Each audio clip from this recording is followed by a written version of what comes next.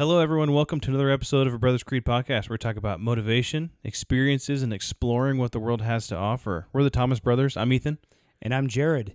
And today we have a very good episode for you. For all those lovebirds out there, we're going to be talking about the 5 love languages, which is actually from a book by Gary Chapman. But we're going to talk about how important this is to understand the love languages of your spouse or of your girlfriend or boyfriend if you're dating, because people speak different languages when it comes to how they receive love. So it's incredibly important, and we're going to talk about it. So stay tuned. All right, let's do it. You can't climb the ladder of success with your hands in the pocket. We will not go quietly into the night. They tell me you're a man with true grit. I am the one who knocks. Don't ever tell me what I can't do, ever! That's how winning is done.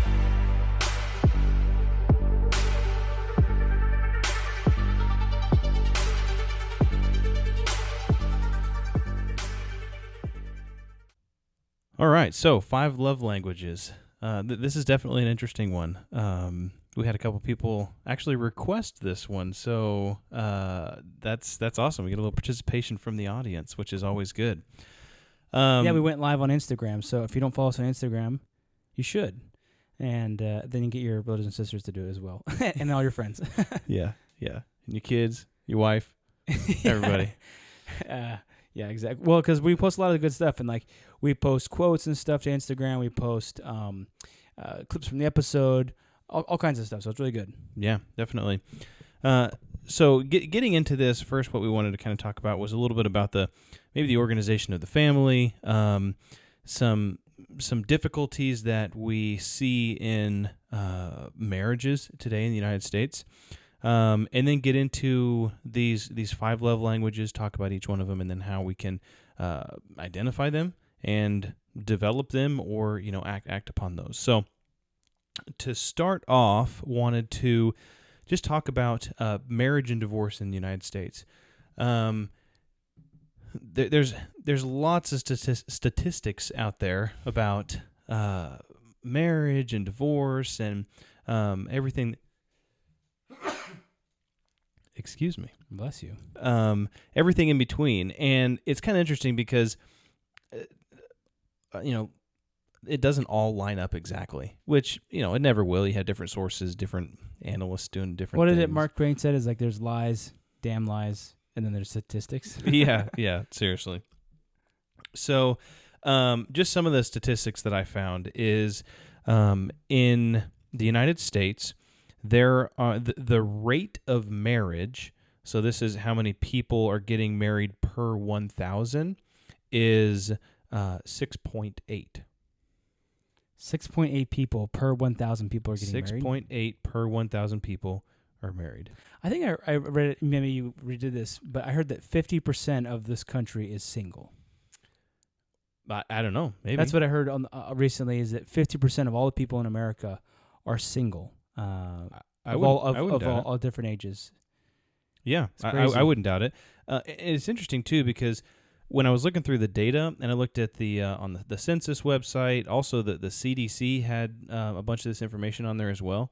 But the age at which they started conducting the analysis was at age 15, which I don't know why they would start asking. They would start for marriage data? Yeah, for marriage data. So I thought that was a little interesting.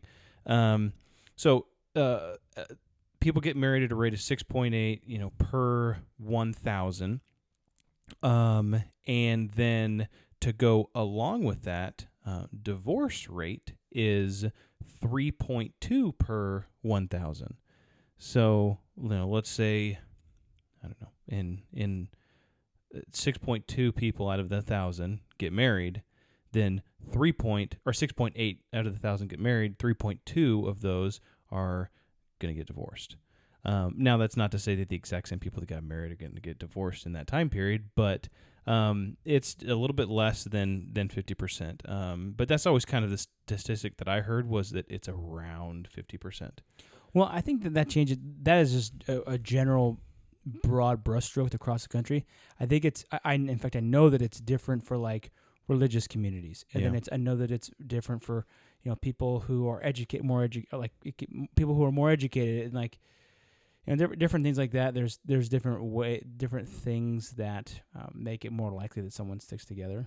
Yeah, 100%. And one of the things too is that people that tend to get married a little bit later in life, there was stats saying that they tend to stay together longer as well. Well, they don't have as many years, right? Yeah, I guess that's true. So a couple other information that I thought was interesting is that over the past 10 years, these trends have actually been going down. So fewer people are getting married and fewer people are getting divorced. Actually, the article I read was like fewer people in the United States are getting divorced over the past 10 years. It's like it's a downward trend. And then I read the read the article, and it's like, well, yeah, because less people are getting married. And it was like, and they went into that, and so fewer people are getting married, but fewer people getting divorced. But it's actually not a proportional downward trend. It kind of fewer people get married, but still more people are getting divorced, which is interesting. So one of the reasons why they said this is because they say that, and this is from 2010 to 2020. So they said that millennials, who really are kind of in that age range of their 20s to 30s at, in 2010 to 2020, and they said that millennials are waiting longer to get married, and they tend to stay married longer. So that potentially can kind of define or describe what that the potential decline is. Yeah, I mean, you think about it, a lot of people do wait a long time to get married. I mean, I have buddies that are just now getting married, and it's like, dude, you're marrying your wife who's like 30 years old, and like if you plan on having more than one kid, like that's basically a geriatric pregnancy. If you're in your mid 30s and you're having kids, that's what you would consider a geriatric pregnancy. Meaning that's an at-risk pregnancy, because women are not supposed, like, their bodies aren't built to be having kids like in their 30s and 40s. And so I think that's going to, just that alone, the fact that people are getting married so late, it's going to decrease the number of kids they can have, and that's going to really contract the population flow of the United States. Yeah. So, I mean, obviously, don't just get married just to get married, obviously. But I think there's a sweet balance between timing in life and finding that the person that you want to spend the rest of your life with. Regardless of that, marriage is there. Thank you for not saying irregardless. I hate when people say that. Me and my wife always joke about that. We're like, irregardless, like that's a double negative. Yeah. How can we? And that was kind of the whole purpose of this. Is obviously there's an epidemic of people, I don't know, let's say not getting along or getting divorced or not staying together or even just avoiding the whole marriage situation altogether.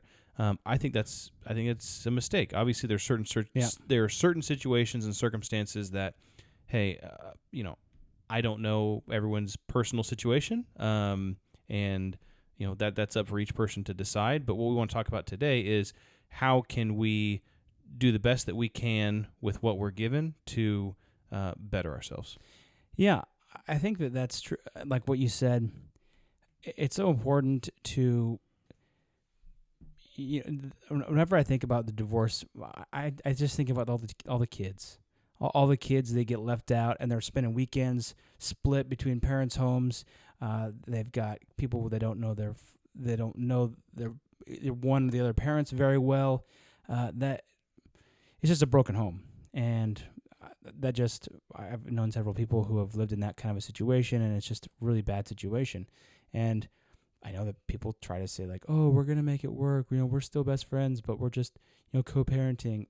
I mean, obviously, do what you have to do, but that is not, in my opinion, that is not ideal. That is not the ideal situation. You want to have a mother and a loving father, both together, loving their children and each other. Most importantly, each other, and that's what we're going to talk about today. Because if you don't show that love and affection for your wife or for your husband, do you think your kids are going to notice that, and then they're going to mirror that when they get older? Obviously they'll learn some things on their own, but they are going to look at your example as a father or a mother, and they're going to see how you take care of a wife. In my case, my wife. They'll see how you take care of, if you have a daughter, they'll see how their mom takes care of their dad or doesn't, or how he speaks to, how I speak to my wife, how I always call my wife Sweets. So I'm like, oh, dinner's great, Sweets. And then like my 2-year-old tonight, he's like, super, he's just like, he started saying super on everything. He's like, super yummy, Sweets. And that's what he said. That's cute. And so like these things that you say, your kids will repeat that, and you just have to treat your spouse with respect, and you have to show that love, because there's lots of reasons for divorce. I think financial hardship is one of the main reasons for divorce, and that's why there's such an importance on doing a budget and whatnot. We'll do an episode on just doing budgets. But this one here is showing love. Everybody who, when you first fall in love, you're just in this enamored state. And basically every in-love couple that I've ever known that's like in their honeymoon, that's like right, before they get engaged and stuff, all reason and logic basically goes out the window. And honestly, most, including myself, they're just so annoying. Like they just think that they're just in their own little world of like love, and like they just focus on each other so much, and it's just like it's a special time for them. But having to deal with that, I've had several in-laws. Like my wife's the oldest of all of her kids, and so we've seen each and every single one of her siblings go through this exact thing, and then so it's kind of funny, but. And my friends went through it, and I saw you go through it, and I went through it, and it's just kind of like, it's just this little bit of a time. And then once you get into your marriage, it dies. It dies down a little bit. And I know that like people would like want to say, oh, I'm just so romantic all the time forever. Yeah, okay, well, come back to me in 7 years and tell me like that you're being so romantic on a daily basis. But that's what these love languages are about, because that initial, just that love and like infatuation that dies away. So this book that we want to talk about, it's by Gary Chapman. It's called The 5 Love Languages. It's a New York Times bestseller. He sold over 12 million copies, so he's doing something right. So basically, Chapman, he was a marriage counselor, and after many years of doing counseling, he came to the conclusion that there are 5 emotional love languages. So 5 ways that people speak and understand emotional love. Now, your spouse's primary love language, you have to discovering your spouse's primary love languages, he says, is the key to long-lasting and loving marriage. So there it is, right there. That sounds good. The golden ticket. Yeah, exactly. So there's the different love languages. We're going to talk about each of them. I'm going to talk first about physical touch. So this is one of the this is an interesting one, because a lot of guys will make the mistake of saying, oh, well, I have a very high sexual desire, and I just want to do that with my wife, and so I'm obviously, and I want her to reciprocate that to me, so I'm obviously physical touch. And that's actually not entirely, that's not true. That's not the way to look at it.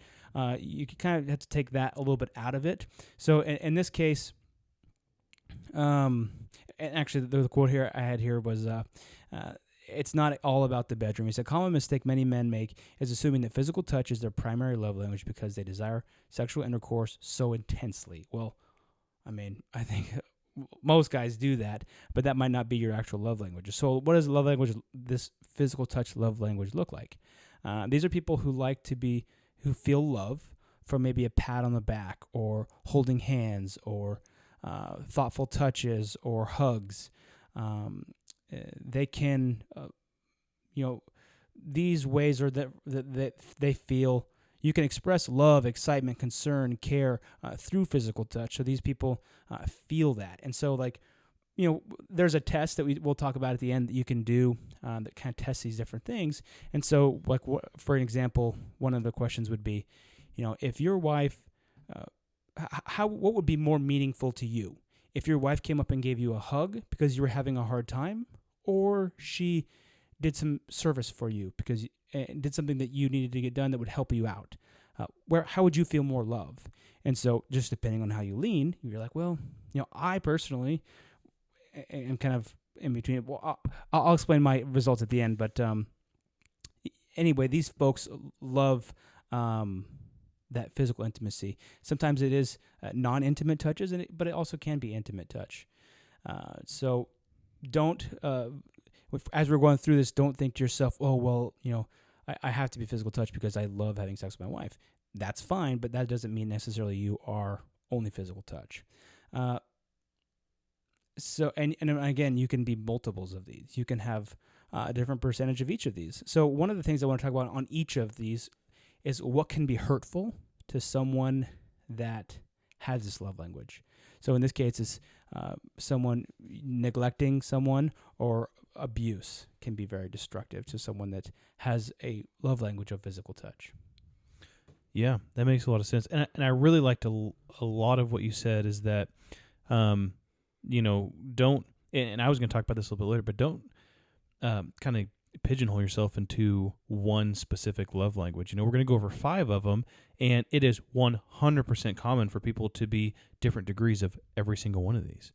Maybe one of them is not what specifically makes me feel most loved, but I still, appreciate it and whatever else it might be. So, that was great on physical touch. So the next one after these they're in different orders, but one of the ones that I did was words of affirmation. So words of affirmation are saying supportive things to your partner, I guess, in the simplest state. An example of this, I work well with examples. Let's say your partner congratulates you and tells you good job on something, or you look attractive, or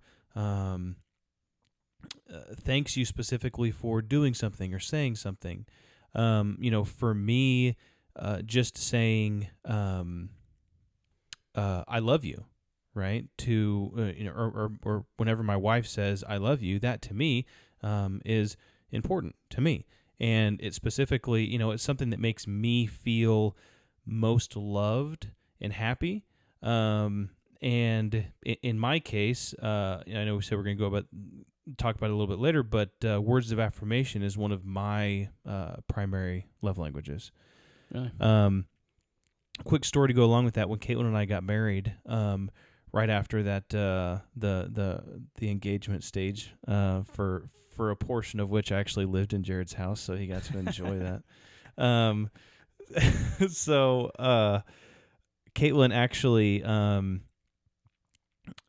2 things. So she gave me a gift. Gift giving is not my biggest love language, but I enjoy getting gifts. But she gave me a gift of this this big cup, basically, because I drink tons of water, and a lot of times in the house you have like these little plastic cups or little glass cups that are tiny.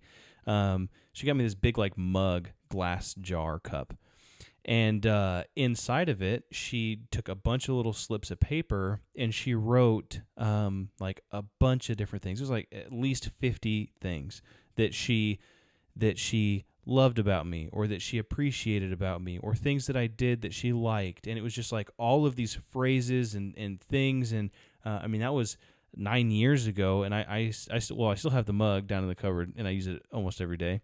But I still have each of those slips of paper saved away, and it's just, that was something really cool that she did for me. That was like, hey, those words of affirmation, they motivate me, they help me, and they make me feel loved and wanted. And it's something that I think back that was awesome then, but still, 9 years later, there's still opportunity for me to focus on her love language and for her to continue to give me those words of affirmation. Yeah, that's excellent. And what I was actually just thinking about when you were talking about this is that this is not just for husband and wife. This is for everybody. Yeah. I mean, me knowing your love language, that you're like words of affirmation, that's like, okay, well, if I want to express to Ethan that I'm appreciative of what he did or what he's doing, I'll tell you and I'll say, hey man, you did a great job on this, and a great job on this, great job on that. And I want to express to you my love and that or just appreciation. I mean, this could be the workplace too.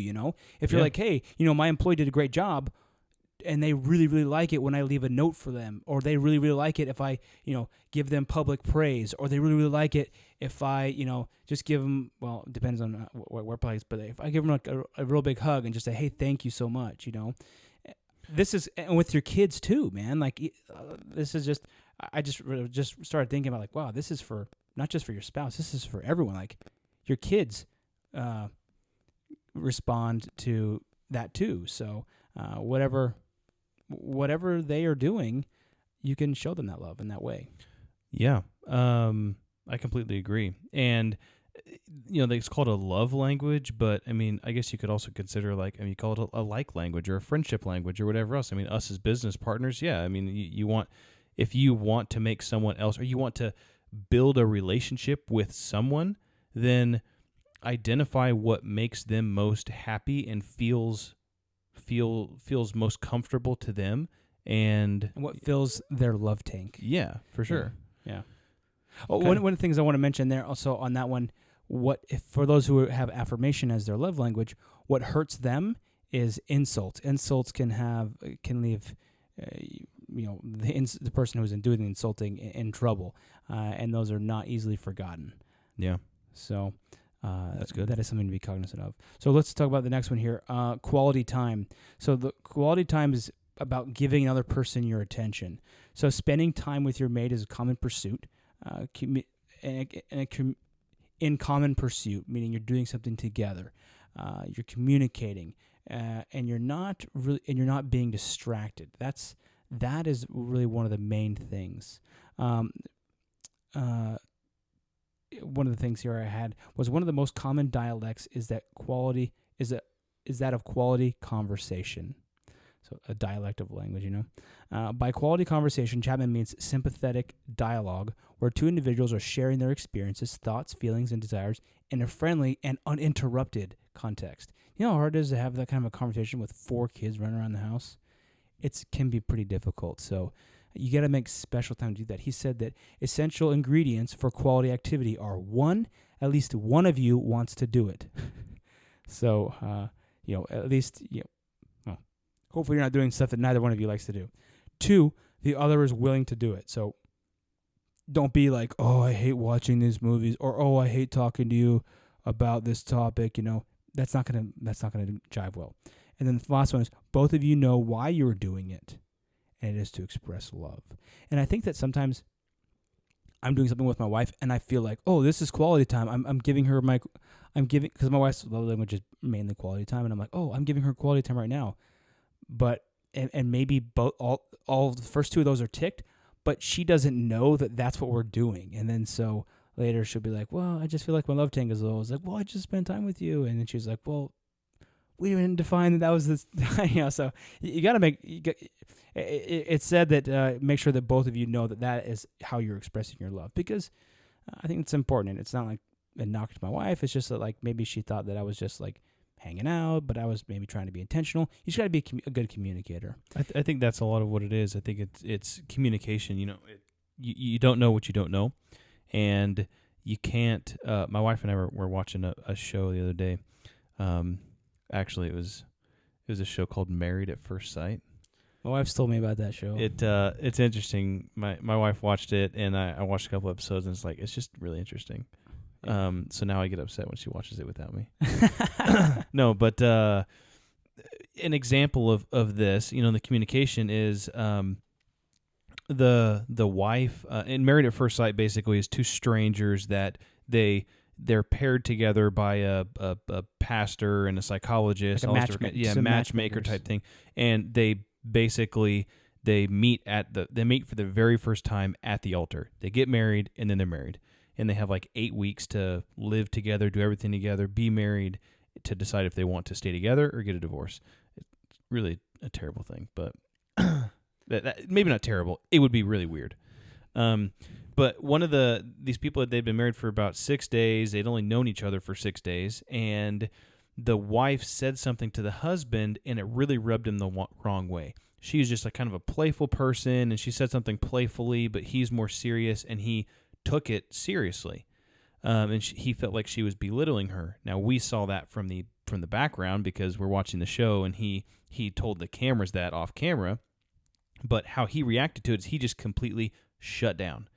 And she's like, "What did I do?" I mean, it was like 2 minutes, and he didn't want to talk to her, didn't want to do anything, and she was like, "What did I do? What did I say?" And it basically he was like, if you don't know, then that's your problem. It's like that doesn't help anything. No, it's like, well, tell her what what you're feeling, or tell her that I didn't appreciate that specific comment.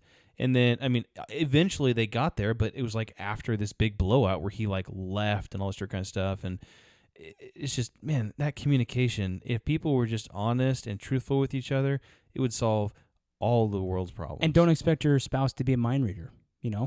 If I think a lot of times this happens with men to women, but also I think women to men. And women are like, "Oh my gosh, all these dishes are in the sink," and he's purposely not even doing that.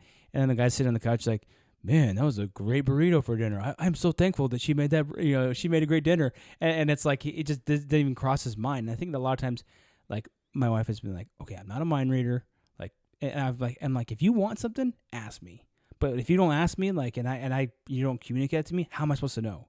So I think that communication is key, and that's, I think, an overlay to all this stuff. Yeah. One thing that I always tease my wife about, I know exactly what she means, but I always tease her about it. Whenever she wants me to do something, she asks me, "Do you want to do this?" She'll be like, "Hey, Ethan, do you want to clean the dishes?" And I'm like, "Do I want to clean the dishes?" I mean, the answer to that is no. But are you asking me? Can I clean the dishes? And do you want to go take the trash out? It's like, I mean, that's just those are dumb examples, and I do those things anyway. But it's just funny, like she's trying to pull a Benjamin Linus on you. She's trying to make you think that it was your idea. Yeah, and it's funny. And she's like, "Yeah, okay, can you do this, or will you do this?" And I'm like, "Yeah, I can." Nice. So I guess on the last thing on that quality time, what can be hurtful for that is being distracted or postponing that quality time or failure to listen actively. So if you're like, "Yeah, this is quality time," and you're spending with your wife, and you're kind of like scrolling Instagram at the same time, or you're trying to peek at the TV and watch a show, it's going to backfire. So that's something to watch out for. Okay. So that was quality time. Next is acts of service. So this is really doing helpful things for your partner. I think this to me was kind of, sometimes it can be commingled with quality time, because I think you can do acts of service with your partner as well. But in this specific instance, we'll talk about, an example of this is your partner does a chore for you, or runs a specific errand for you, or takes care of you in some way without you asking. Like if I don't know, if it's lunchtime and we have a newborn baby in our house, and my wife's feeding the baby, she's sitting on the couch, and then I'm making lunch for all the other 3 kids, and so I make lunch for them, and then I'll make she has like a shake thing for lunch, and I'll make her shake, and I'll go take it to her, and she's very appreciative of that. She's like, "Oh, thank you, I didn't know you were making me lunch." And she's like, "Yeah, acts of service." That's one thing that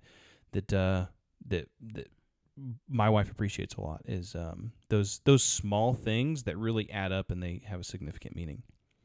Yeah, that's actually something that I really like too. I mean, my wife will make me lunch, and she'll do all kinds of stuff for me, but I really appreciate like when she goes out of her way. And for me, I'm kind of like, I really like to be an efficient person, and like if I'm really working on a project or really working on something, and she brings me a snack or lunch, I'm like, "Oh man, thank you so much for doing that." Like I really appreciate that, because it's like she's supporting me in what I'm trying to do. So that's a great one. I guess the what can be hurtful for this one, for someone who is to someone who likes acts of service. Laziness, broken commitments, making more work for that person tells them that they don't matter. So. Yeah, that makes complete sense. And I think going back to these things is think about the specific love language. Think about whether it's physical touch, acts of service, words of affirmation, quality time. How does it make you feel?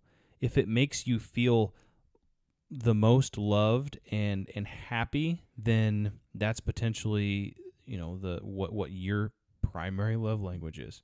So yeah. So what's the last one? The last here? one is receiving gifts.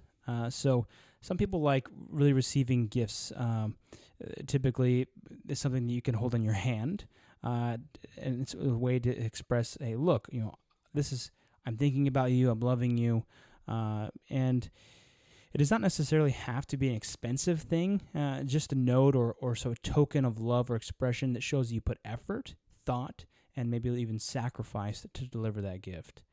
And I think that one is kind of closely related to words of affirmation, because if you give a note, sometimes I'll leave notes for my wife, just to show that that I took time to write a note and give that to her, and that's kind of a mixture of both, because it's kind of like words of affirmation, but it's also kind of a gift because I took time to make something or make a cool note for her. But if you're giving flowers to your wife, they might appreciate that. So I think that my wife she would much rather I spend time with her than bring her a dozen flowers. But some women, or men, or even kids or anybody else, they might feel that differently. So yeah. Oh, they might feel, oh, you thought about me enough to go out of your way and to get something for me. Yeah, let me get, I guess, an example from an employment standpoint is one time I was working, just I was on a team and I was doing a project that was supporting another team, and I really went out of my way because we were meeting with all these different markets. So we were meeting with the heads of the China market, the I think it was Singapore, Mexico, and then a couple other ones, and we were presenting some currency stuff to them and some different exchange rate things. And so I was on that call presenting, and this was not my normal job. And this was I had to log on at 2 a.m. and do this.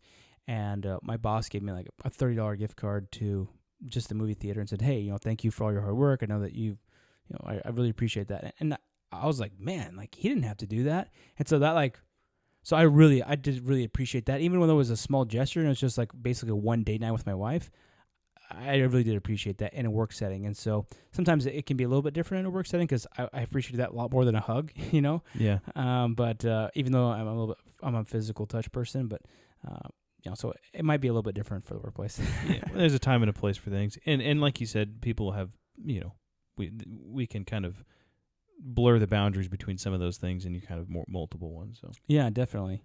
So I want to share before we go into what our test results were. I want to share. Chapman suggests 3 ways to discover your own primary love language. So one, you can go on the website. I think it's the5lovelanguages.com or something like that, and you can take a quiz. Yep. Which is what we did. Or you can look at, or you can just kind of think about these questions. The first one is, what does your spouse do or fail to do that hurts you most deeply? The opposite of what hurts you most is probably your love language. So that's the first one. The second one is, if you're hurt most deeply by your wife insulting you, or she doesn't, a low-key diss, oh man, a real man would be able to do those dishes. That's you're oh man, that hurts so bad. Then you're probably words of affirmation, Yeah. Okay. See what have you? The next question would be, what have you most often requested of your spouse? So that might be a little bit different. The thing you have most often requested is likely the thing that which would make you feel most loved. Well, I think that's kind of barring sexual things, because you can request that all the time, but that doesn't necessarily mean that's your love language, just because you want to, be physical or whatever. Be physical with your wife. The next one is, in what way do you regularly express love to your spouse? Your method of expressing love may be an indication that you would also also like maybe that's your love language as well. So you're expressing the way that you feel love, but maybe that's not the way she feels love. So, yeah. Yeah, so quick story here. I was talking with a guy at work. This was a couple years ago, and he was in his mid-20s, and I guess he was he's a bachelor, right? He's career professional. He's was kind of, I guess we were friends, and he was talking about, or we are friends, and he was talking about dating and marriage and everything. He's a couple years younger than I am, and we were talking about the future, and he goes, "Well, I just I feel the thought of settling down with just one person just scares me." And I was like, "Okay, he's like I just haven't found that perfect girl, right?" And it reminded me of the quote. There's a quote out there that says, "If you found the perfect girl, what makes you think that she would want to be with you?" Right? Yeah, maybe it speaks to his ego.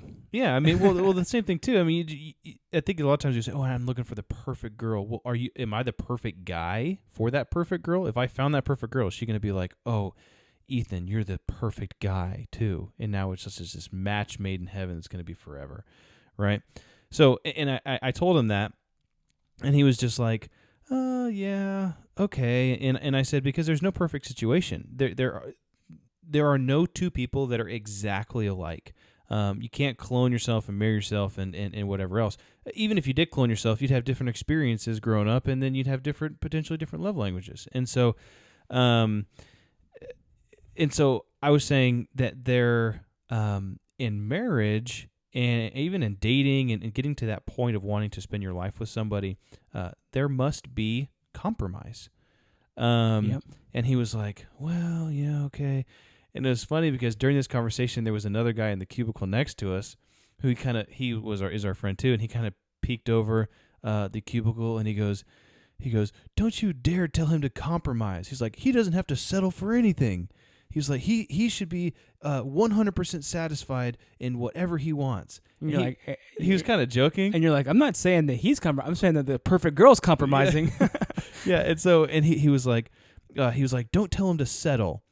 And he was like, "Settling is only going to get you in trouble."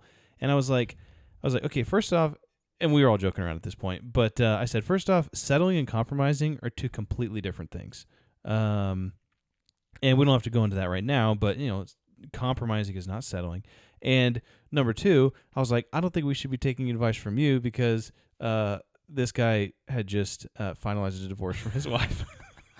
And he looked at me and he was like, "Yeah, maybe not." I was like, "Okay, sit down." Yeah.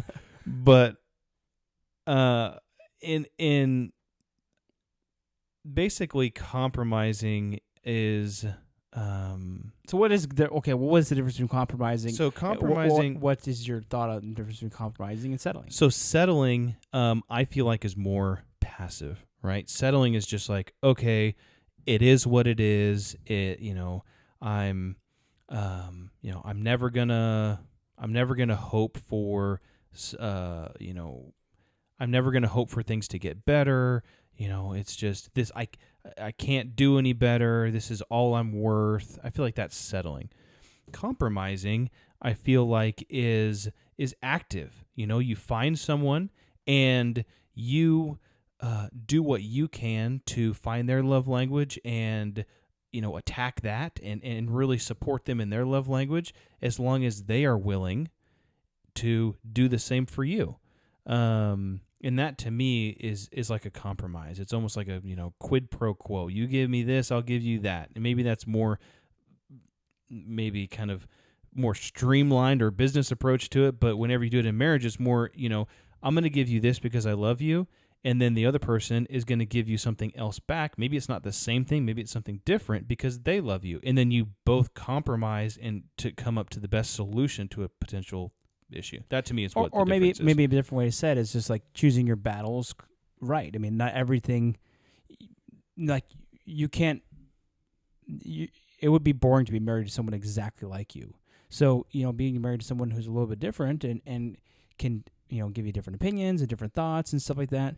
If you're like always on every single thing, you're like, oh, this is, I want you to do this and this, then you're just, Yeah.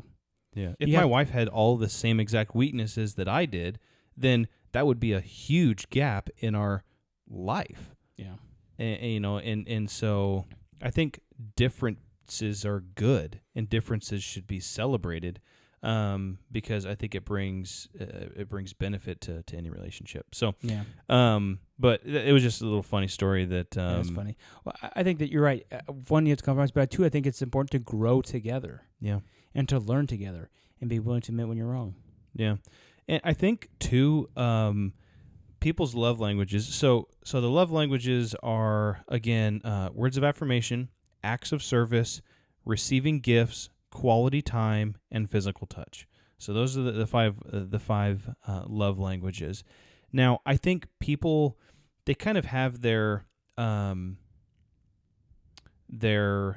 love languages that means most to them, but I think they can change a certain amount over time.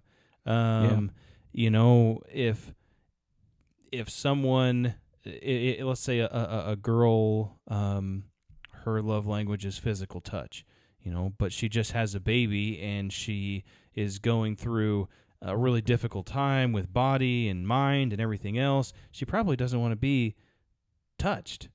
That baby's touching her enough, man. She does not want to be touched. And it's just like at certain points in time, and then he goes 100% acts of service. Yeah, really. And so there's different times for different things that I think are more meaningful than others. 4 kids later, it's just like, she's had somebody hanging off of her for the past 8 years, and it's just like, there's a time and a place for everything. Yeah. So sometimes these can change. I think mine's changed a little bit. Yeah, I think the roots of them might stay the same to a certain extent, but for me, my specific love languages are. It was kind of a pretty even spread. I don't have the exact percentages down. I know Jared probably does, but for me, it was words of affirmation and physical touch was pretty high on the list for me, and then. Those are just the 2 areas that I've always felt just extremely loved whenever I am assisted or supported in those areas. Yeah.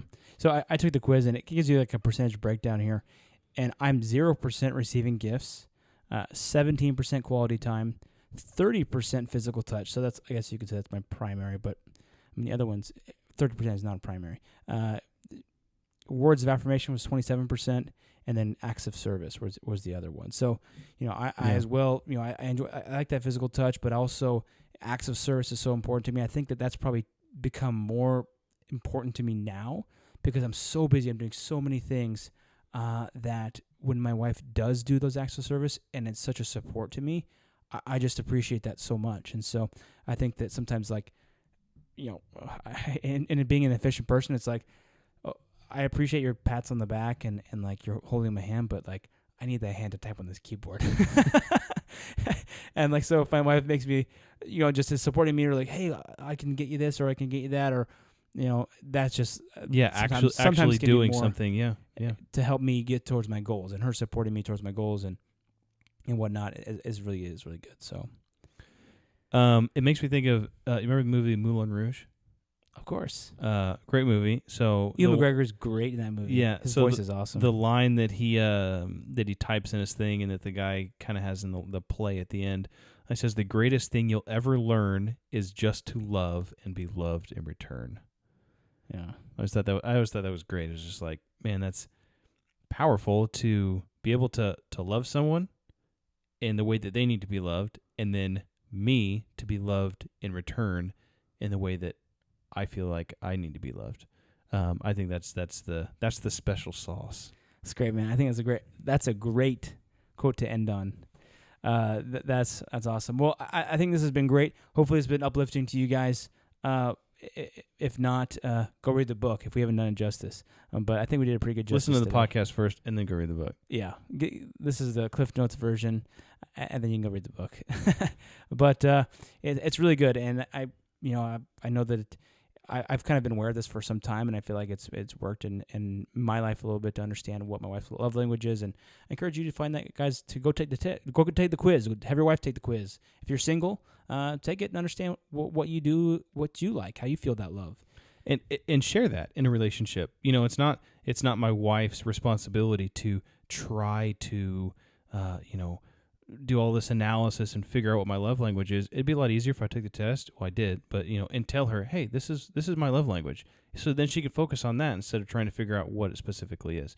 Obviously, spending time with somebody will help you to identify that better. But I completely agree. This has been great, and hopefully it will help you in your relationships. Definitely going to help me in my relationship, and moving forward and identifying those specific things and focusing on those to build our relationships, and I think that'll eventually build our creed as well. Yep. Well, thank you, everybody. If you're not, like we said at the beginning, if you're not following us on Instagram, you should. We've started to actually get our handles across a lot of social media platforms at this point. So we're really trying to grow the podcast. And so you guys sharing our podcast with friends or just talking word of mouth, it just helps us grow the audience and get to know different people. We've gotten to know some different people, and we're going to have some more folks on the show, and we're really excited about that. Yeah, for sure. Drop us a like, a comment, whatever else it might be, a rating, just to show us a little bit of love. And subscribe on wherever you guys listen to podcasts, because if you subscribe, you actually get it sooner than those who don't. So, yeah. Awesome. Okay, well, let's continue to do these things and build our creed together. All right, let's do it.